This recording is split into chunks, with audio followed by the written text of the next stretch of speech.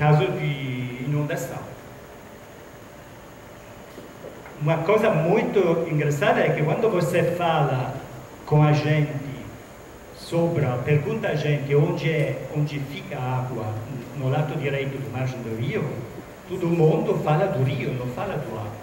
É como se no lado direito a memória da presença da água, que é constitutiva do território, desapareceu completamente. Desapareceu em uma maneira que é, às vezes, muito paradoxal, porque aqui é um pequeno exemplo, é um projeto de uma área de desenvolvimento concertado em uma das comunas do lado direito, na qual a água faz parte de esquemas paisagísticos e considerada como parte da sua potencial de lugar público. Esta melhoria, esta integração da água é possível porque somente a água da chuva é coletada ao livre por um novo caminho do rio. O problema é que este caminho do rio é um caminho artificial que, longe, paralelo, clona diretamente o caminho do rio natural, que está canalizado e no qual ele bota água de plúvias e residuais que tornam impróprio para uso público. Quindi ele construir um rio artificial por botar água natural e canalizar o rio natural, onde botaram água residuais, mas as duas são a 100, 150 metros um do outro e corre paralelo no lado. É muito paradoxal porque a gente, quando você fala com a gente, os atores técnicos da coisa, ele não conhece isso, ele não sabia que existe isso. Ele trabalha sobre essa parte do território, mas não consegue. Vou rápido. Apanado entre a gestão, a prescrição, a prevenção, a melhoria, a conservação, a percepção e experiência da água como elemento vivo, com suas próprias dinâmicas e esquemas, marés, chuvas, enchentes, transbordamentos, água baixa, torna-se paradoxal. Quando você fala com a gente que em diferente nível estão envolvidos na gestão da água, aqueles que cuidam do rio, do porto, da natureza, dos espaços verdes, dos riscos, do planejamento urbano, uma pergunta vem à mente, mas de que água eles estão falando? Porque não é necessariamente a mesma para todos e não toma a mesma forma, não se materializa sob as mesmas aparências. Nós fizemos de cartografias sobre águas e 5 ou 6 cartografias diferentes montam 5 ou 6 maneiras diferentes de pensar, visualizar a água. Até o máximo do rio que cobre tudo, o mínimo da natureza, onde para eles não tem água nesta parte do território. Se no geral as entrevistas que realizamos apontam para uma ausência da água no nosso território, tanto na dimensão cotidiana quanto em sua consideração em projetos urbanos, também levantam questões sobre o seu reconhecimento e identificação. A água de uma pessoa não é a água de outra, embora compartilhe um conhecimento burocrático abstrato comum sobre a água que é segmentada de acordo com as competências dos atores que encontramos e seu assunto. O resultado, não tão paradoxal, é que desta forma todos eles participam junto o que alguns chamam da construção da ignorância, no qual eles mesmos permanecem presos. Esta segmentação é reforçada por uma divisão ligada às funções atribuídas à água, espaço navigável, comercial, de lazer, aos seus usos, redes de distribuição, evacuações e tratamento, as incertezas e vulnerabilidade que evoca a inundação, poluição, carência, e aos aspectos regulatórios a eles associados. Se a água não é apenas um recurso, um objeto técnico a ser controlado, governado, dominado, mas também um elemento vivo e animado, é precisamente porque ela ainda pode ser, por sua qualidade e de acordo com suas formas, a portadora das experiências, histórias e metáforas capaz de nos desfiar, de nos dar uma mudança de cenário e assim propor outras possíveis ideias de como construir essa urbanidade de uma metrópole como é Bordeaux, à beira da água. Isto é, na maneira mais detalhada, o ponto sobre o que ele trabalhou, Alessia. Obrigado.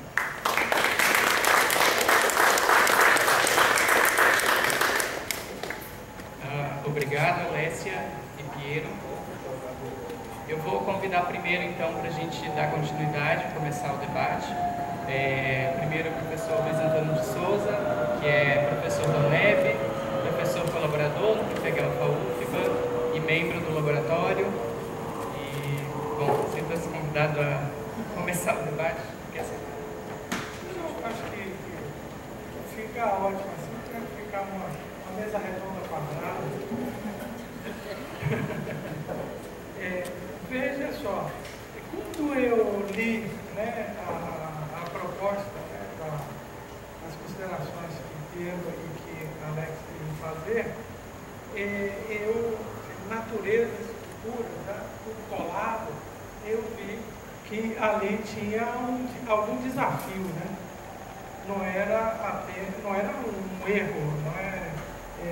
E claro que os antropólogos, eu sabia que eu não ia conversar com arquitetos, mas eu ia conversar com antropólogos, e aí se justificava um pouco que naturezas, culturas, né, tinha algo além disso, que é exatamente a visão de mundo, né?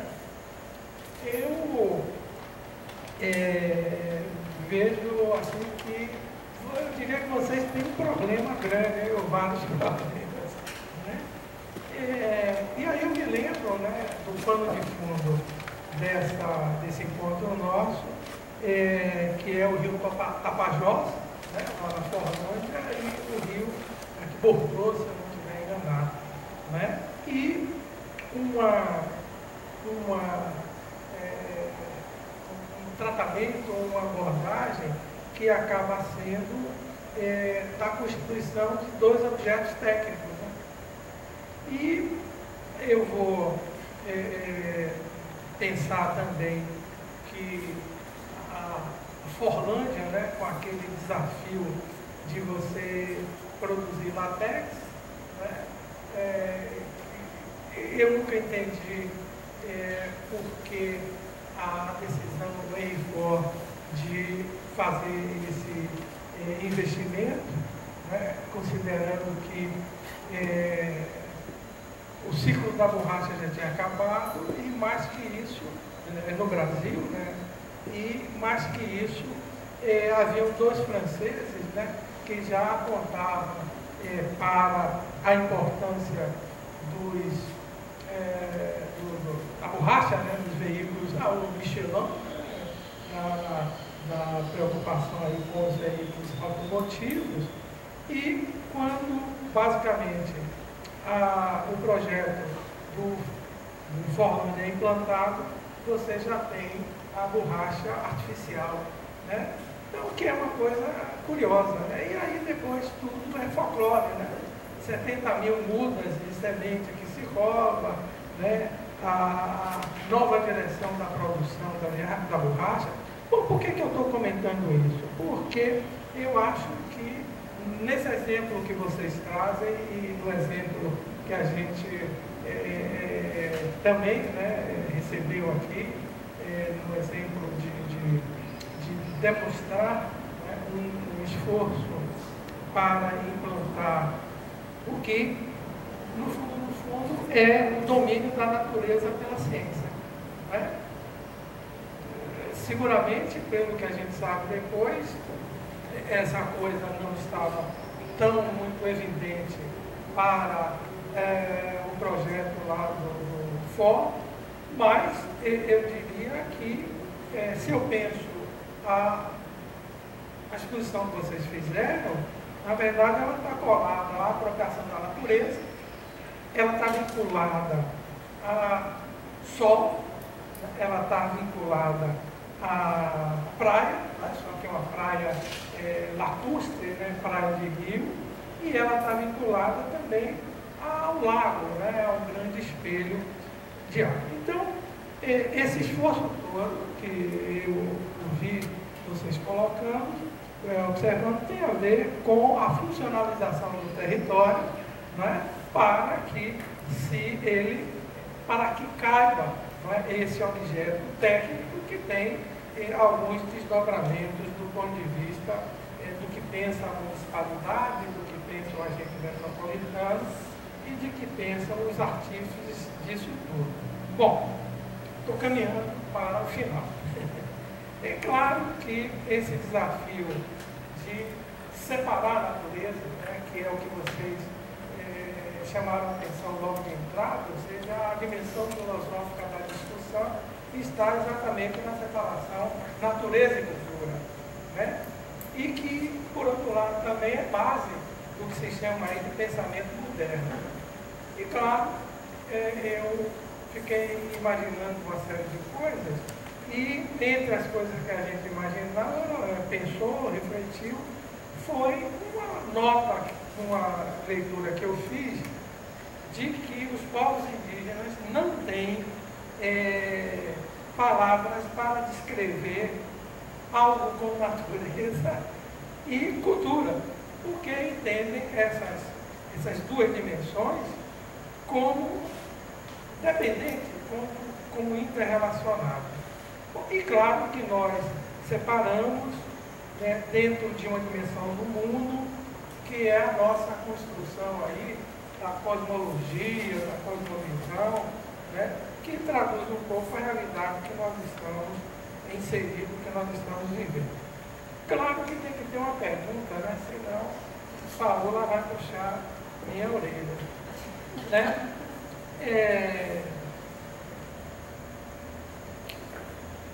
Que para mim é um grande desafio, né, porque hoje nós viemos, né, de uma colocação política, de certa forma recente, anos 60, por aí, que até acabamos a questão urbana e aí virou a questão ambiental, porque a discussão da natureza, essa dimensão da relação natureza, ela ganhava um contorno que seria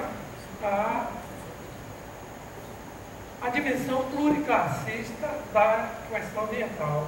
E está mostrado que nada tem de pluriclassista, até porque os ricos sabem bem fugir dos embates. Então, a minha não é bem uma pergunta, o que eu gostaria de ver, quem sabe, problematizado, numa perspectiva de futuro, seguramente o ambiente vai voltar, pelo menos no Brasil, a ter uma importância, pelo menos dentro das narrativas aí burocráticas, né, políticas, né? E eu acho que vai ser um pouco um discurso que não vai levar a lugar nenhum, né? Porque eu acho que a gente tem um desafio, que é um desafio de reflexão, que é uma relação homem-natureza que se estabeleça, inclusive, além da dicotomia rural e urbana. Né?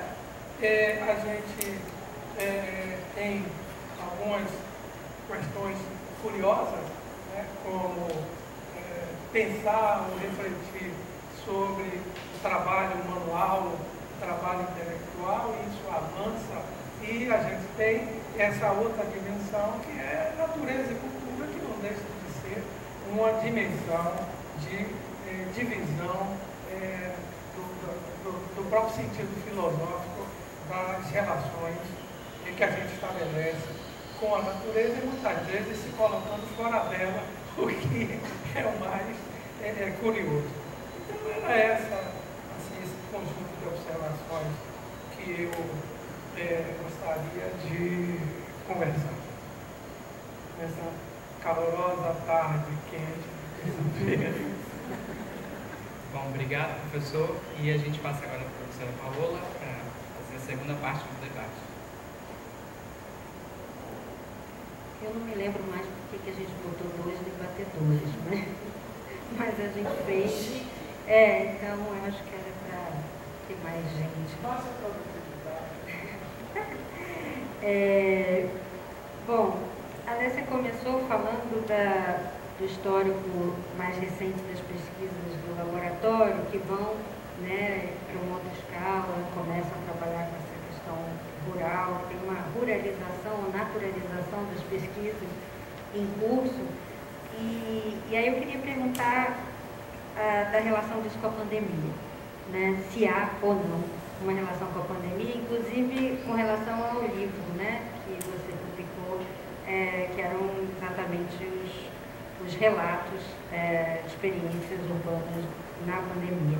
Né? Então, porque aqui, eu acho que em vários lugares, teve uma saída para o rural, né, uma saída da cidade durante a pandemia e uma conscientização, quer dizer, ficou cada vez mais absurdo, que já era absurdo, essa separação, né, natureza-cultura, a exploração da natureza pelo progresso, quer dizer, isso ficou mais evidente para quem não via cada vez mais explícito, né? Então, essa é a primeira pergunta. A segunda, eu acho que tem a ver com isso que o Luiz Antônio falou, da saída da dicotomia rural-urbana, é evidente na hora que faz a junção dos termos, né? E a gente fez aqui também, cadê com corpo-cidade, a ideia é exatamente essa, juntar os duas instâncias de existência, como a Fabiana falou ontem, dos modos de existência, co-implicados, tão co-implicados que se vira uma palavra só para ficar evidente a não separação. Mas daí, eu acho que na hora que junta os dois, pelo menos na ideia do corpo-cidade é essa, e aí eu me pergunto se naturezas, culturas e no plural é isso também, até porque o C da cultura estava grande, então tem uma separaçãozinha. Não tem? Então, é uma pergunta se vira outra coisa. E o que coisa é essa que vira nessa coimplicação? Porque me parece que aí já é um outro agenciamento, que não é nem natureza nem cultura, e eu não sei se é contínuo, né? Que tem contínuo. E também não sei se é novo, né? Mas também não sei se é ancestral, tá? Eu estou colocando essas questões todas porque me parece que tem agenciamentos outros que estão aí, que já estão aí, que existem, que sobrevivem, muitas vezes não são vistos ou não estão apagados, ou nem devem ser vistos, né? Mas estão aí, coexistem. E tem outros que aí são aqueles da mesa anterior, né, dos chamados, como o Fábio falou, dos povos tradicionais, né, que aí a gente está falando de aldeia indígena, de quilombo, de terreiro, várias possibilidades outras de formas de existência, muitas vezes nas cidades, né, e aí eu me pergunto algo que eu venho pensando dessa ideia de um devir selvagem das cidades, mas um devir selvagem que devir nessa ideia de futuro e selvagem não na ideia de qualquer tipo de pureza, mas um estado, um pensamento em estado selvagem como a ideia do pensamento selvagem do Levi-Strauss, um pensamento menos domesticado, algo menos domesticado, mas que já está aí.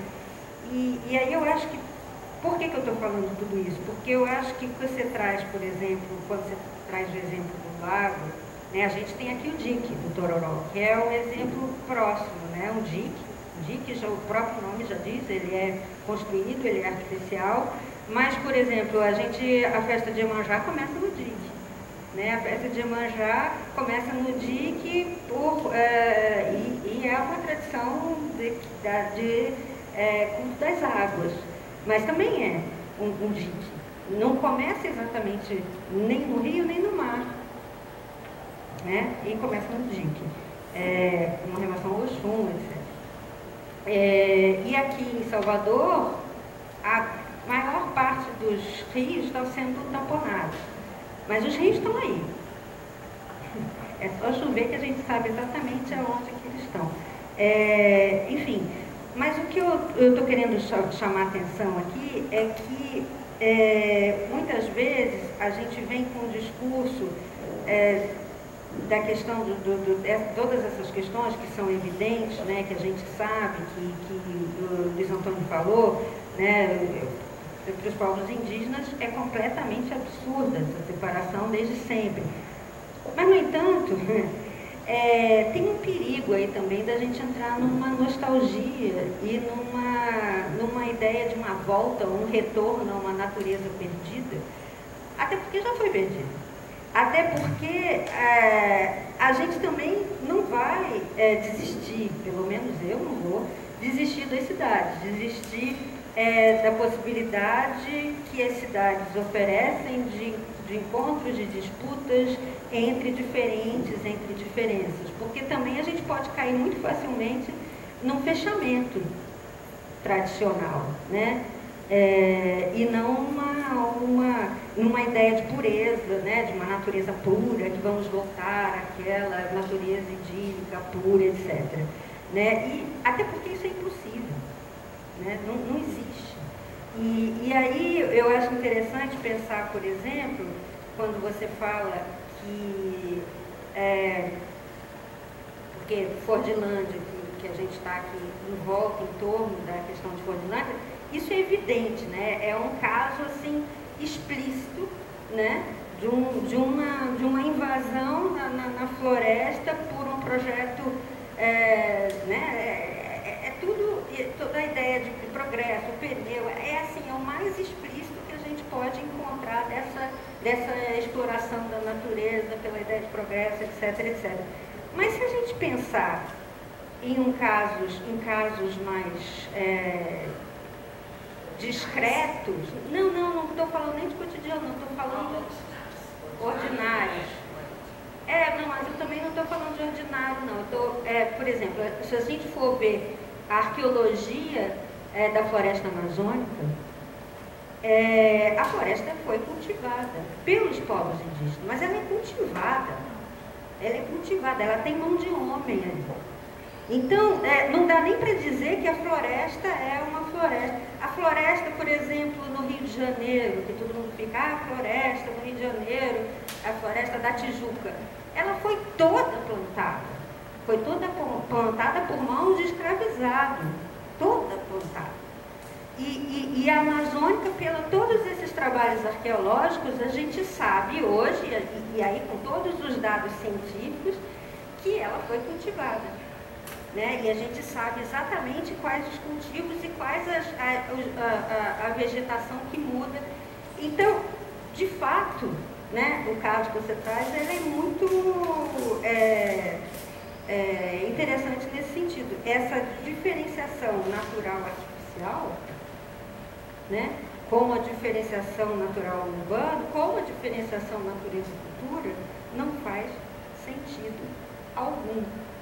Para um lado ou para o outro, né? Então, isso. Eu acho que eu falei demais já e estou confusa aqui nas minhas ideias, mas eu queria que você falasse um pouco essas duas coisas, a relação com a pandemia e esse perigo da nostalgia, de um retorno a uma natureza que ninguém sabe como era, nem como foi, nem que de qualquer forma seria impossível. Obrigada às dois pela questão. questões. Então, te respondo rapidamente suas duas coisas. Eu estou em perfeito acordo com você que tem um risco de inundação, dessa nostalgia de uma naturalidade que nunca existiu. No sentido que, por exemplo, este risco, por exemplo, tem municipalidade onde o poder é o poder do verde ecológico, ecologistas. Porque, por exemplo,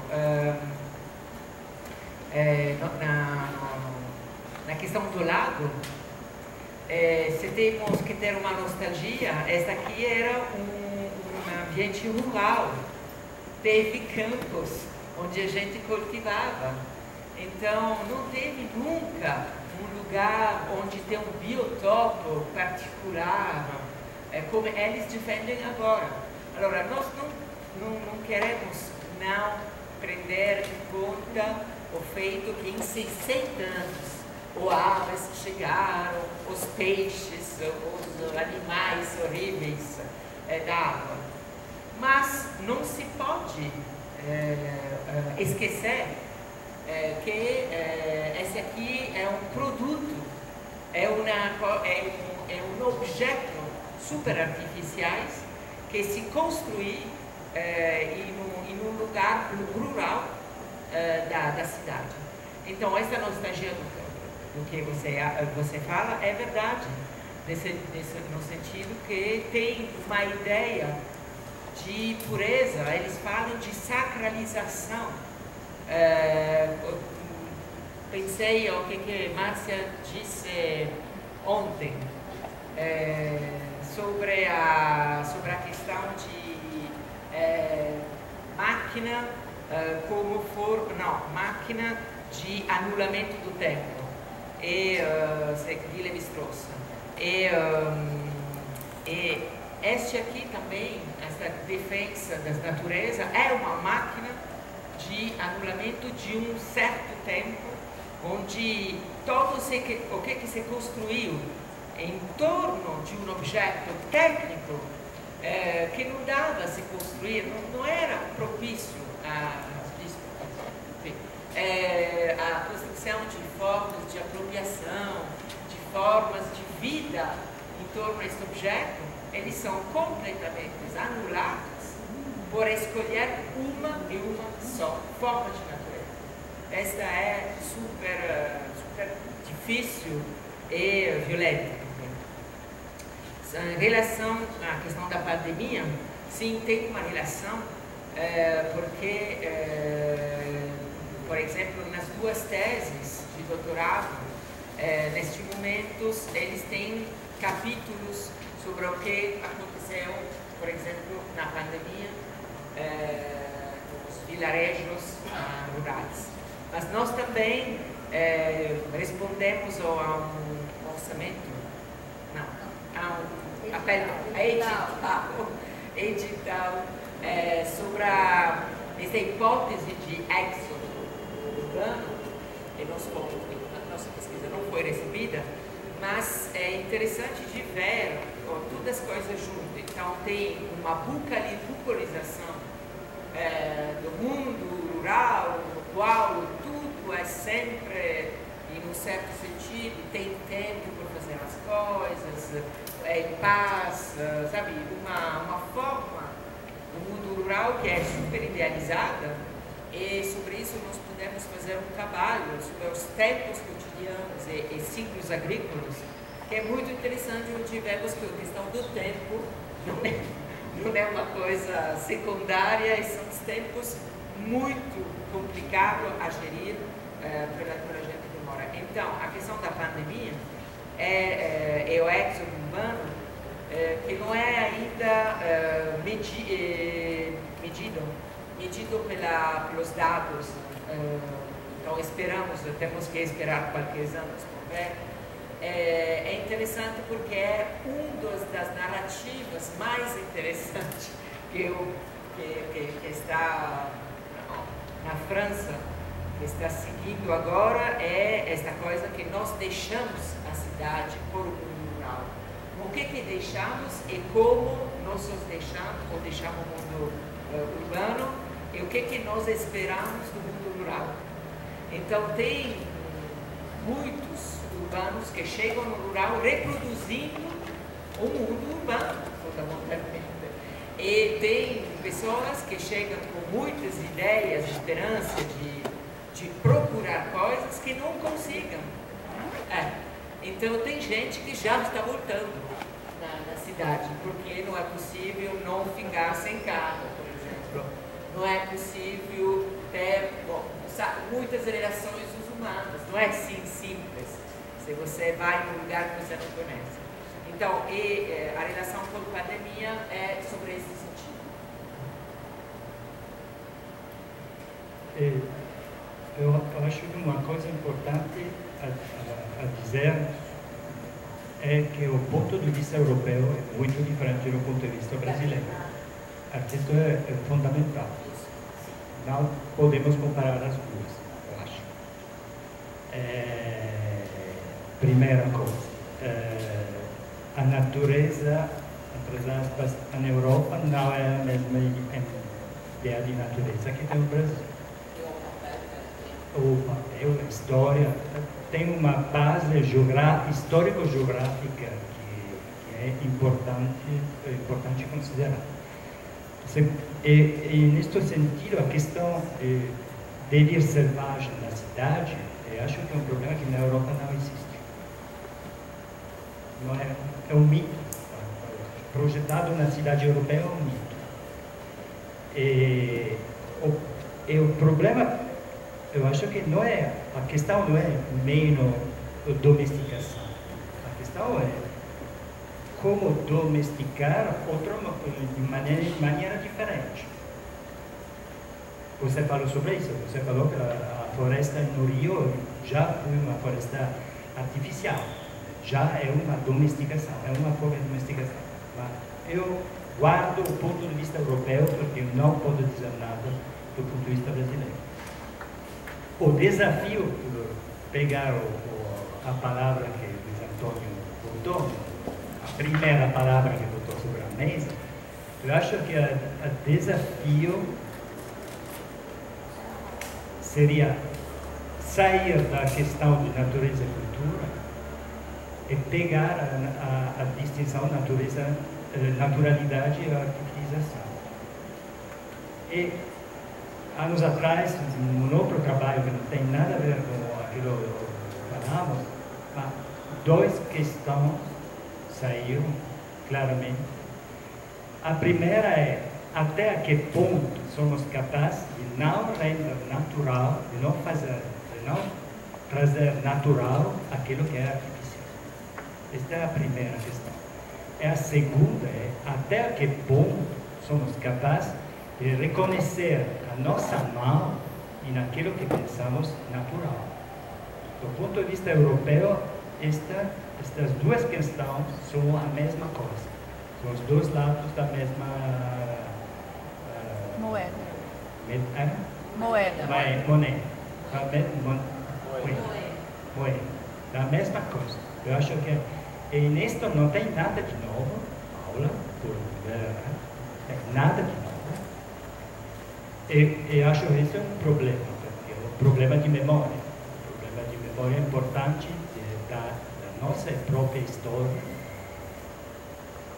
e dos buracos, dos crateras que se abrem na história, que a gente conta como a única história possível, a única verdadeira história. É por isso que a questão de naturalização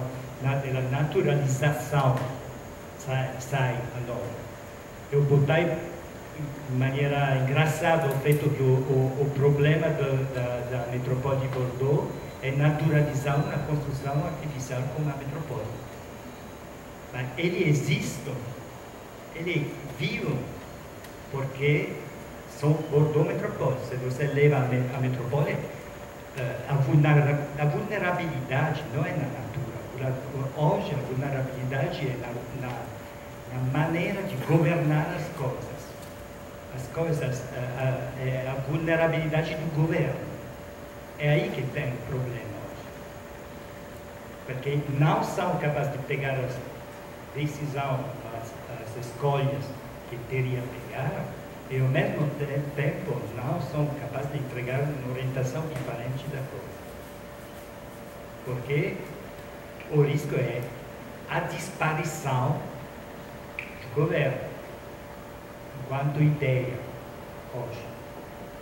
E o problema é esse. O problema é como fazer, como não naturalizar aquilo que é artificial, como não reconhecer que hoje, no mundo de hoje, a presença do humano é em todos os lugares, desde muito tempo. Que seja material, concretamente, na terra, no construído, no coisa, o que seja imaterial nas consequências, nos imaginários, nas projeções, nas ideias, nos sonhos. Ontem falamos muito de sonhos. Os suspeitos falaram de sonhar, tudo tem. E eu acho que isso é uma coisa interessante, porque é uma maneira de reconhecer essa impronta, esta presença.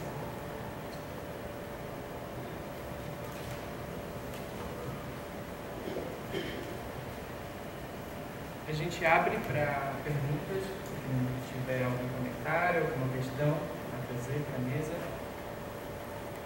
Alguém se vira? Eu vou fazer a pergunta do Cauã agora. Vocês já comeram murici? Murici.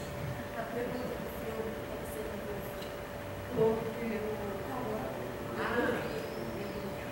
Vocês mostram as crianças ali usando a água é da água. É água. A gente, a água também, entende? A água, acho que a gente tem que chegar aí para desmanchar essa diferença. A água é a gente, é a força, é o que está no corpo.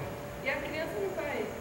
A criança está lá usando, seja o que for, dique, objeto construído, rio, lagoa, não importa. É água, mergulha, brinca. A criança não quer sair da água. Todo mundo sabe. A gente ficava na água até os dedos, né? É só isso. Mais alguém? Vou sugerir outro seminário. Quer comentar?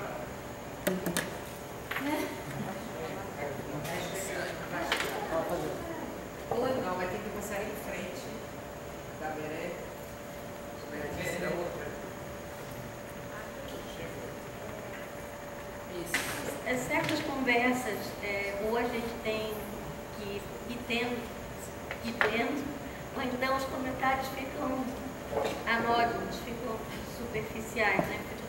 Tem muita vontade, é engraçado que Berens vai perceber o C maiúsculo meu também.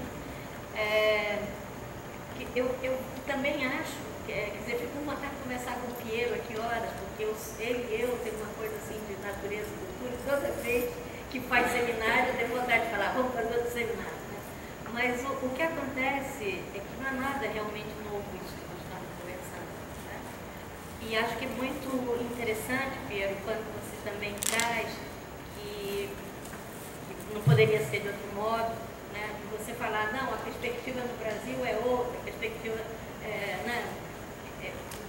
Faz todo sentido Paola falar de uma cidade que se torna selvagem, sei lá, a formulação que você fez na tese, né? Aqui, sobretudo por conta do desafio ou da armadilha de uma idealização ou pela violência, por duas ou três caminhos. Nós temos ou gestos extremamente violentos de artificialização, né? Não é só positivamente plantar uma floresta, mas a gente demole morros inteiros sem se perguntar quem está ofendendo, e não é só ofendendo a terra, o solo, as pessoas. A gente remove 30 mil pessoas, a gente inunda rodelas inteirinha e cria uma nova rodelas, a gente faz. Vocês falaram agora do Lago de Bordeaux, Eu fiquei pensando, a gente faz uma represa Billings, a gente faz o Ribeirão das Lajes, eu fiquei olhando uma linha reta ao lado do lago, a gente canaliza, né? Paola também lembrou dos rios todos que estão canalizados aqui. Isso a gente faz assim, põe na mão de um empreiteiro aí, ele sai artificializando tudo. Então, por um lado, nós temos uma violência assim, Rio, vocês já devem ter visto as fotos do subsolo da praia de Copacabana, né? O subsolo, aquela areia de Copacabana que você anda, ali tem túneis, mas assim, de mais de 8 metros de altura, de concreto, por onde passa a água. O esgotamento, toda a rede de abastecimento e de esgotamento sanitário do Rio de Janeiro. Então, bom, a gente tem o Parque do Flamengo. Então, a gente tem o artifício e a natureza nesse campo. Eles são muito potentes e exercidos de forma muito forte dentro de nós. Me parece que talvez, de uma maneira que até a Europa fez quando eu penso em Versailles, mas ainda no estado autoritário, não assim como a gente faz ainda, infelizmente, às vezes, eu também admiro essa força que às vezes a gente pode demonstrar quando ela vai no sentido positivo. Então, essa conversa nossa é uma conversa longuíssima. Agora, o que eu acho que é interessante, Pedro, é que ela envolve também uma ideia de ciência. E aí, nesse caso, nós compartilhamos. Nós vivemos uma ideia de ciência funcionalista, uma ideia de ciência que é causal, uma ideia de ciência que é autoritária. E a gente perdeu, historicamente, eu tenho a impressão, como experiência coletiva, outras propostas, outras epistemologias. E eu acho que é isso que os relatos que o Fábio trouxe, que a Thaís trouxe, quer dizer, de certa forma nós estamos tateando outras epistemologias. Eu, por exemplo, voltei ao barroco, mesmo com a questão religiosa, voltei, por quê? Por conta de um naturalismo e de um panteísmo que é muito forte nesse período, e uma atitude antirreligiosa. Então, não entendo que para mim não é o barroco romo, é o barroco crise que me interessa. E voltei ao século XVIII, para alguns autores que eu também estou tateando, que ajudam a gente a pensar que a natureza dos humanos é a cultura. E a cultura como instância crítica dos próprios gestos dos humanos numa perspectiva planetária, cósmica, sem fronteiras, prestando atenção no subsolo, no tipo de areia, no tipo de pedra, prestando atenção na luz, na sombra, na árvore, nos tipos de bicho, né? Então eu peguei essa gente ali do Schelling, da filosofia da natureza, tem ali uma gente que eu acho que esse caminho a gente perdeu. E quem sabe ajude a gente a pensar, e aí sim, Berenstein, não é uma ancestralidade, de outro modo, como você até mostrou no seu trabalho, pensar tradição e herança, mas patrimônio ou matrimônio em outras bases. Mas isso, como eu disse, é para ser tomado ao lado de uma caipirinha de gengibre, ou então no próximo seminário, porque isso não são conversas, são provocações que nós fazemos uns aos outros e ideias com as quais a gente parte para pensar. De qualquer forma, eu agradeço mais uma vez de estar aqui com vocês, assim, a iniciativa do Laboratório Humano, a vinda da exposição, o engajamento de cada um aqui, porque é um pretexto para a gente estar junto e conversando, e atravessando oceanos, atravessando culturas, atravessando gerações, né? Atravessando tempos. Acho que é isso. Uma coisa, duas coisas, porque escutando você, eu pensei uma coisa que é uma provocação para a palavra. Não, antes uma coisa para Margarete. Na realidade, Margarete, na Itália, o livro mais importante que saiu nos últimos anos é um livro de um filósofo que recuperou a tradição panteísta, que antes chega antes o barroco muito, e você lê o livro, você compreende que nós esquecemos uma coisa que é muito, e que não precisamos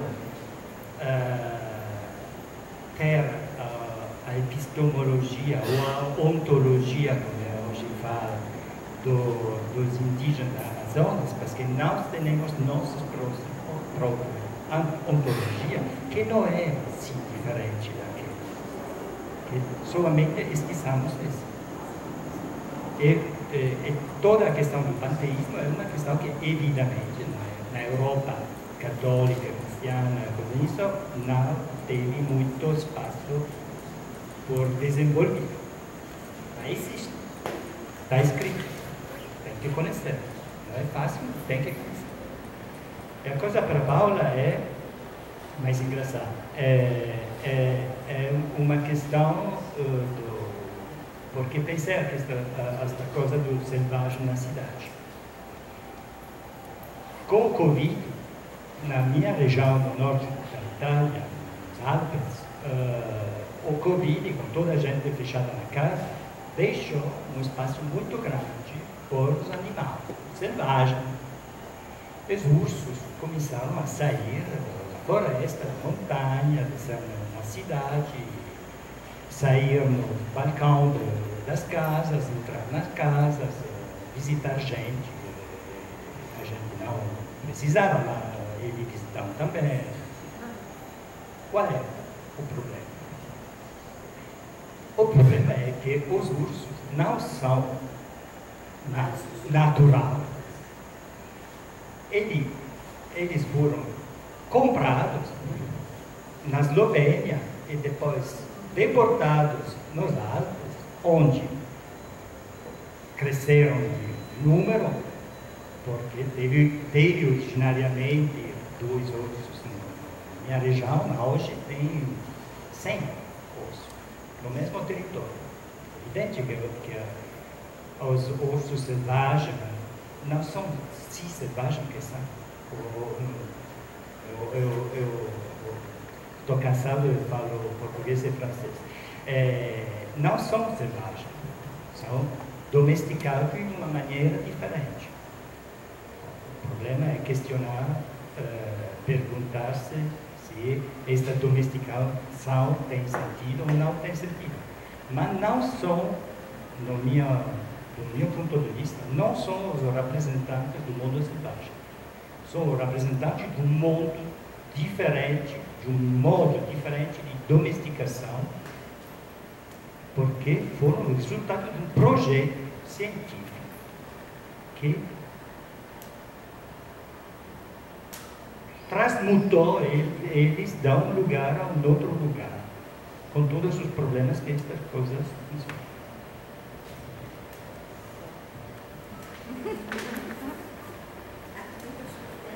Bom, desculpa, gente, mas é só porque ele provocou.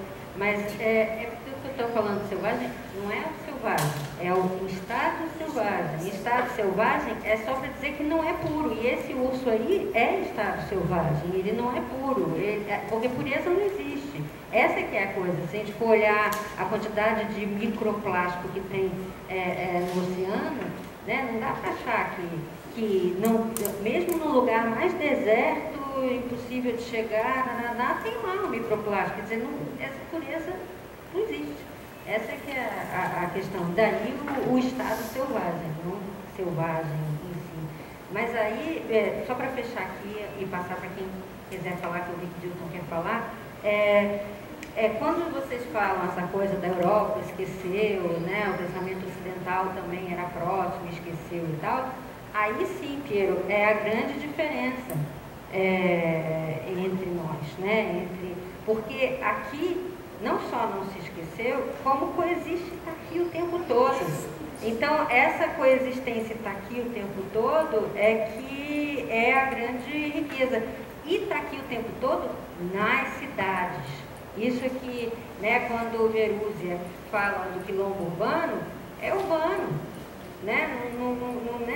E aí essa idealização, ela atrapalha exatamente essa tensão que ela é riquíssima, né? E que a cidade proporciona. Eu estou falando isso porque tem grupos, né? Que nesse sentido, desse momento, né, da crise climática, etc., resolve atacar a cidade, e a cidade passa a ser demonizada e corre esse risco de um retorno a algo que nunca existiu, mas fechado e segregado, né, entre iguais, né, e a gente vai ter condomínios fechados, ecológicos, né, enfim. Então, fecho aqui, era só essa...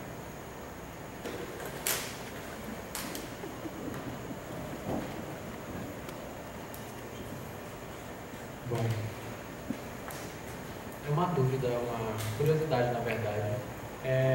Alessia, pelo que entendi, esse projeto foi comissionado pela Prefeitura de Bordeaux e eu fiquei me perguntando como, por exemplo, as práticas ilegais que vocês forem encontrando ao longo da pesquisa, ou como a Ana Clara diria, as ilegalidades socialmente necessárias, aparecem nesses relatórios.